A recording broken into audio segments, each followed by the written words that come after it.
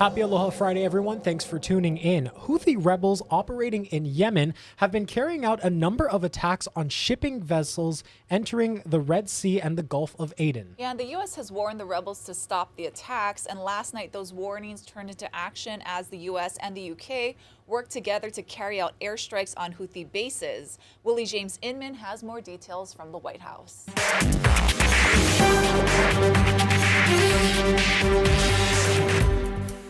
U.S. F-18s taking off from aircraft carriers, working alongside the British Royal Air Force, carried out a series of strikes on Houthi rebel bases in Yemen in retaliation for attacks on commercial shipping in the Red Sea. We will make sure that we respond to the Houthis as they continue this outrageous behavior, along with our allies. Coalition aircraft dropped more than 100 precision-guided bombs in more than 16 locations, including the capital city of Sana'a, command centers, missile and drone launch sites, and air defense systems. Dozens and dozens of targets struck, again, intended to degrade and disrupt the capability of the Houthis to conduct these kinds of reckless and illegal attacks. The Biden administration had been reluctant to carry out airstrikes on the Iranian-backed Houthis for fear of further spreading military conflict in the Middle East. But this level of international cooperation shows that this plan has been in the works for a while. It was done in partnership with our allies to defend themselves. So I think it was an appropriate action. Congressional leaders were notified of the strikes ahead of time, and the White House had bipartisan support. But some on the right criticized that the airstrikes didn't go far enough. It won't change the equation. The Iranians could care less how many Houthis die, how many people from Hamas die. You'll never get Iran through their proxies to back off until you hit Iran. The Houthis are vowing retaliation, prompting the U.S. Navy to warn American ships to stay out of the Red Sea and the Gulf of Aden for the next 72 hours. Willie James Inman, CBS News, the White House.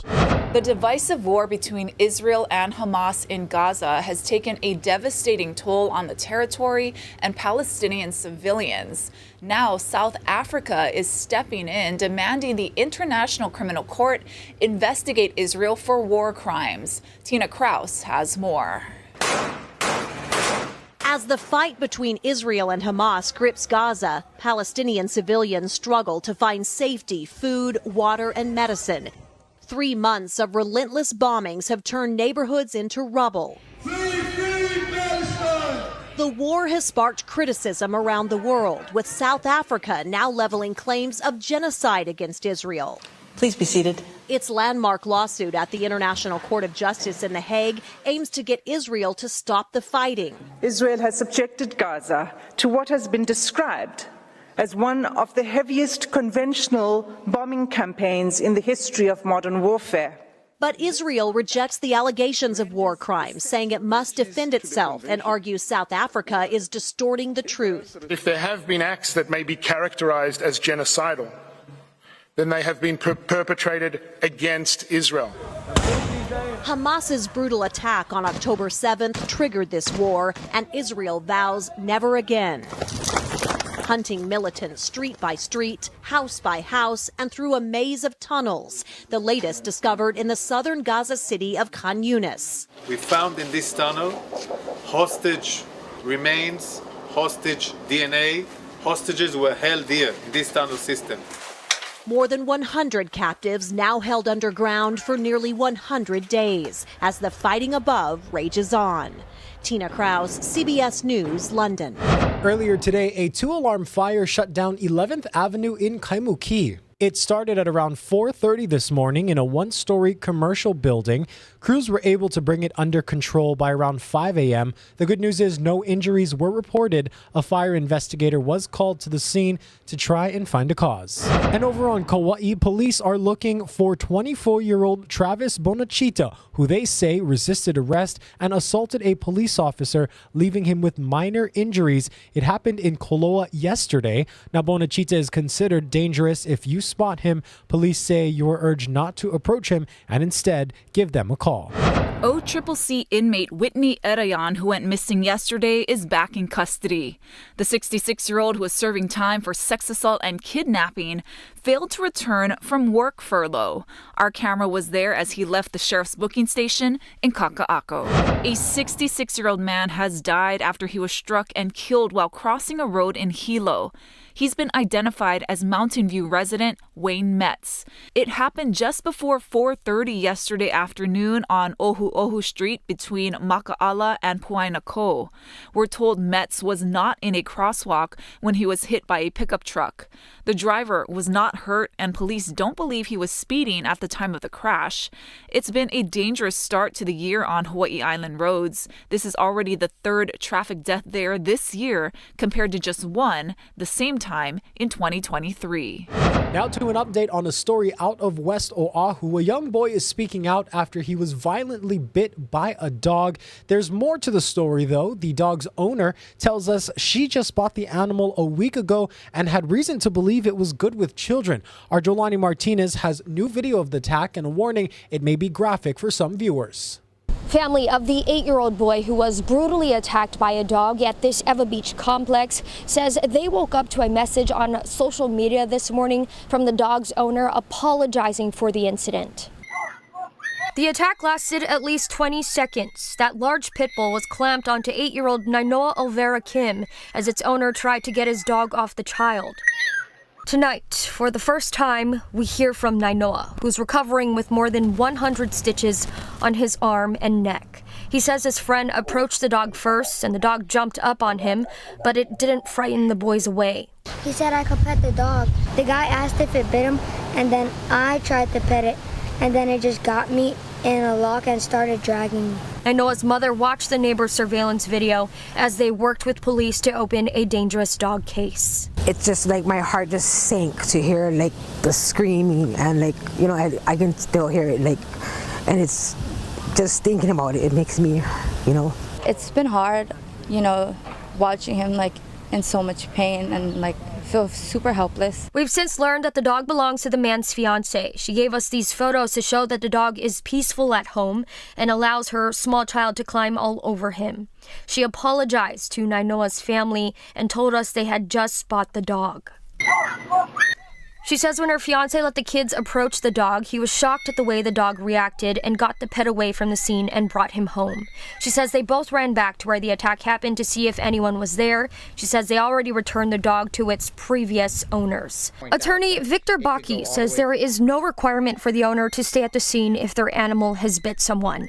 However, these types of cases are difficult to prosecute or defend.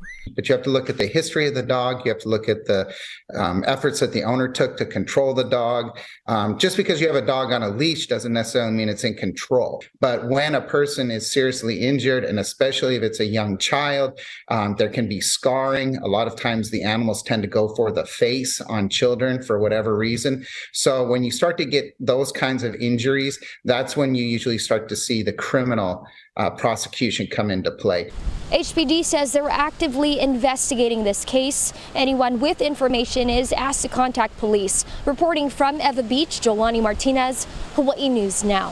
Honolulu's police chief is pushing back on a proposal to give the public more information during emergencies. As Ben Gutierrez reports, the city council and the media are looking for a compromise. Here in the HNN newsroom and others like it, we used to learn of emergency calls in real time through these radio scanners. Then we would alert you, the public, based on the level of danger.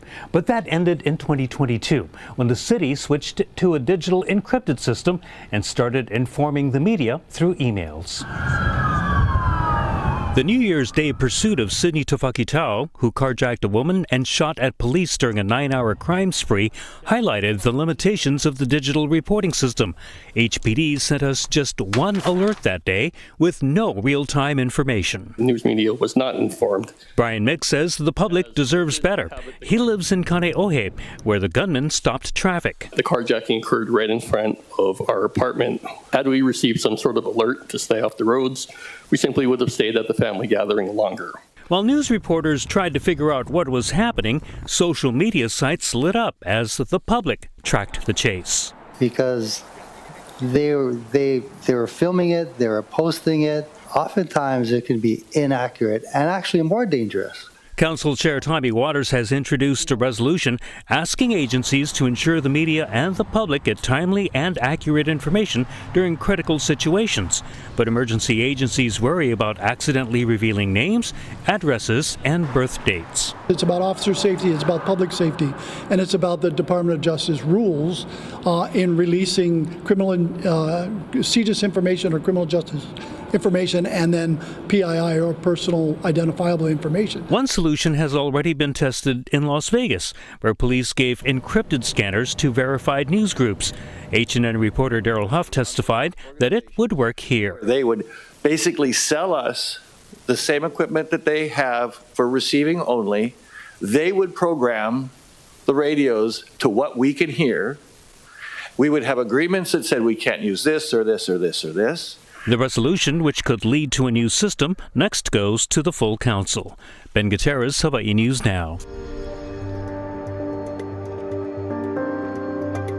It's been over 5 months now since the devastating wildfires that flattened Lahaina and killed at least 100 people. And now the state still doesn't have an emergency action plan specific to wildfires. We've confirmed that the Hawaii Emergency Management Agency is in the process of adding a wildfire component to the state's all-hazard plan. But when asked what it would include, the response was vague.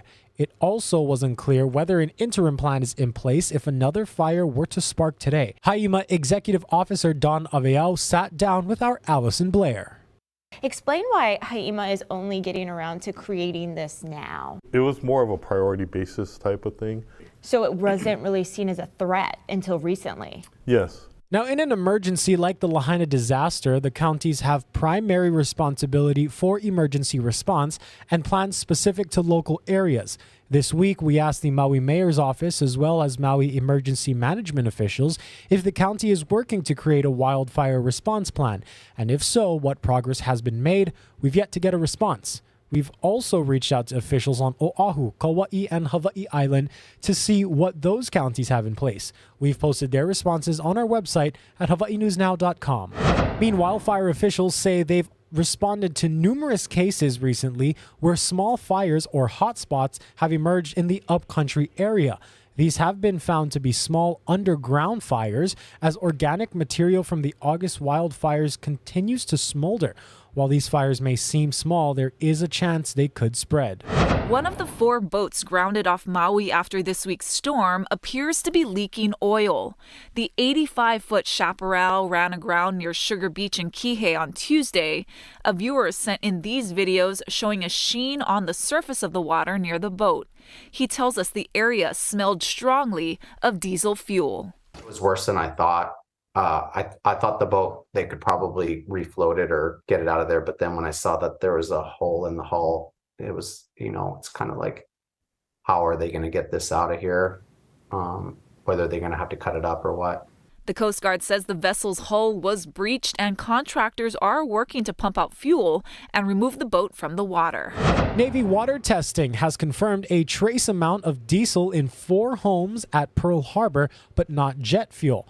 The U.S. Environmental Protection Agency is investigating because of concerns from the Red Hill fuel spill that tainted the water back in 2021. Hawaii News Now went inside a home where a November water test from a hot water heater showed a low level of diesel, and a resident reported a sheen last month. HNN couldn't see or taste anything strange, but the resident says last month's sheen made her illness worse. She's part of a massive lawsuit against the government and wants a new water heater. So I'm worried, really worried for my kids being exposed every day, washing their hands, things like that. That is unfiltered water. The Navy has repeatedly said the water from its drinking water system is safe, but the EPA wants to know if the problem is in the plumbing. It's expecting a plumbing report in 2 weeks. The FAA is increasing its oversight of Boeing production lines following Alaska Airlines' recent emergency landing. The federal agency announced that it opened an investigation into the emergency landing caused by a door plug that came off during a flight last week. Today, the FAA says it will also audit Boeing's 737-9 MAX production line and its suppliers to evaluate Boeing's compliance with its approved quality procedures. According to the agency, the results of the initial audit will determine whether additional audits are needed. It's also exploring the use of an independent third party to oversee Boeing's inspections and its quality system. The FAA grounded certain MAX 9 aircraft for inspection after the incident last week, a move that affected both Alaska Airlines and United Airlines. All right, let's take a live look outside. This is the summit of Mauna Kea. The temperature there, Dylan?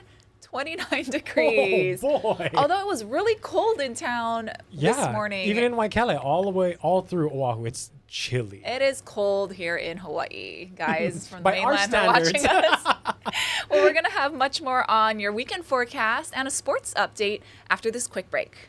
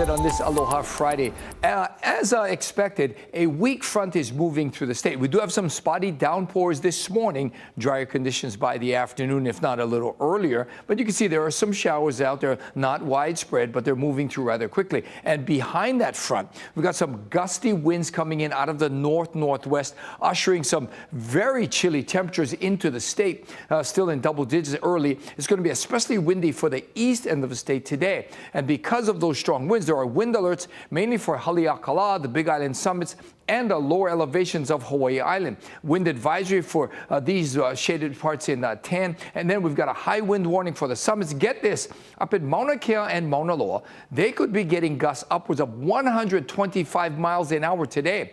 To some extent, it's a dangerous situation up at the summits. Down in sea level, however, it's going to be pretty nice. Granted, a little damp this morning as those showers from the front move through with some isolated downpours, but lots of afternoon sunshine. And with those breezy northwest winds, it's going to be chilly for the next couple of days. And because of those northwest winds, we've got stormy conditions up in the country on a rising swell. It's going to be big, it's going to be dangerous. High surf alerts are posted, and they'll likely be posted through the weekend. So this is what we're looking at over the next 7 days. Some pretty nice stuff with chilly temperatures into Monday. Look at those overnight lows down into the low 60s. Again, a few morning showers today, and then lots of afternoon sunshine. Dry conditions as we head into the weekend. Martin Luther King Day on Monday looks to be very, very nice.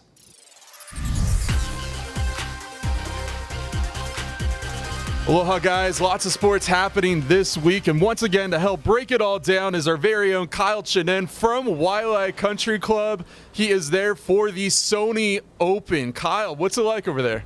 What's up, Davis? Thanks for having me. Yeah, it is beautiful today like it did yesterday. It started out beautiful, but then rain and weather and obviously the sun going down cut those rounds short in round one. But round two, the guys who didn't finish, they were able to finish this morning, and round two is going as scheduled, as planned. And it is very gorgeous out, very sunny, very bright, as you can tell. And it is fun to watch. You know, some of the world's best golfers out here this week competing. This is the first full field event, kind of the kickoff to the 2024 PGA Tour season. There are three local guys. We have a Kaimuki grad in Chan Kim. This is his rookie season on the PGA Tour after spending a year on the Korn Ferry Tour. And then you have head pro out from the Big Island, a Kealakehi grad, Hunter Larson. And then we have Kamehameha grad and UH senior golfer Blaze Akana. He's the only amateur in the field this week, and they're all playing right now out on the course. And you know, they're looking to make the cut. Everybody's looking to make the cut right now, which is kind of projected at 1 under. So you have to have your score at 1 under today to advance to the weekend. Well, that is so exciting. We'll have to continue to watch. And speaking about getting cut, there was one coach that was cut at St. Louis School. He has been replaced by a former MLB player, though. Yeah, so George Gussman from St. Louis Baseball, who's been there for almost a decade, he was relieved of his duties and being replaced by now interim head coach Benny Agbayani, the former MLB player like Davis mentioned. He is a St. Louis alum returning to his alma mater. You know, I got to talk to him this past weekend after the announcement was made, and he's just ready to, you know, go to work and help bring success to this team, which wasn't lacking success, but he wants to continue that tradition that Coach Gus brought in, and he will look to continue that, and also kind of giving them some tools. You know, him as a former MLB guy, he wants to teach them everything that he's learned and everything that he knows for this next generation of St. Louis baseball players. All right, well, we will have to wait and see. And moving on, we have to talk about it. NFL playoffs are here. Wild card rounds are starting this weekend. Lots of Hawaii guys, though, being a part of the playoffs this year. Yeah, there's a lot to talk about when it comes to playoffs and the Hawaii connection. We're going to start in Pittsburgh. The Steelers have 3 guys on their roster that have connections to Hawaii. Obviously, the Herbig brothers in Nate and Nick Herbig. And then we have Isaac Seumalo, who's one of their starting offensive linemen, who was born in Hawaii. They're heading to Buffalo to play the Bills. It's supposedly supposed to be snowing, so that could be an issue getting into Buffalo with the weather. And a lot of the wild card games are going to be affected in one shape or another by the weather, Davis. Tua playing with the Dolphins against the Chiefs, and we have to talk about it because it is supposed to be one of the coldest playoff games in history. A negative 6 degrees projected to be at that game. That's going to be a little chilly. That is absolutely insane. So the issue with the Buffalo game is that there's like inches of snow covering the stadium, covering the state really of New York. But with the Chiefs game, it's the temperature. That is insane. Negative degrees. That's going to be tough, especially for a team like the Dolphins and Tua and this offense when, you know, they're majority of the year they're playing in South Florida, so they don't have to deal with cold. They have to deal with heat. So this is going to be a complete challenge for Tua Tagovailoa and the Finns. We're going to have to wait and see. It's so exciting. Look for the latest reports from Kyle Chinen, and also stay tuned for our podcast, HNN Overtime, every single week on Friday.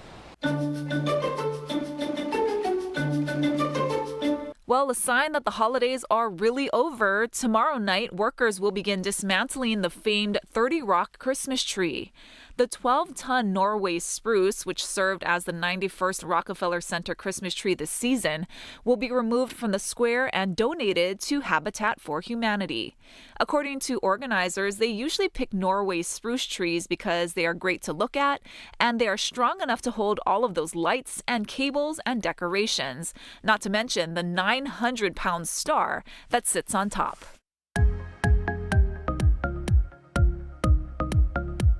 Time for today's good news now. A 102-year-old woman in Virginia lived out her best NASCAR fantasy. Sarah Chakalis has her story. And then I think we'll speed up.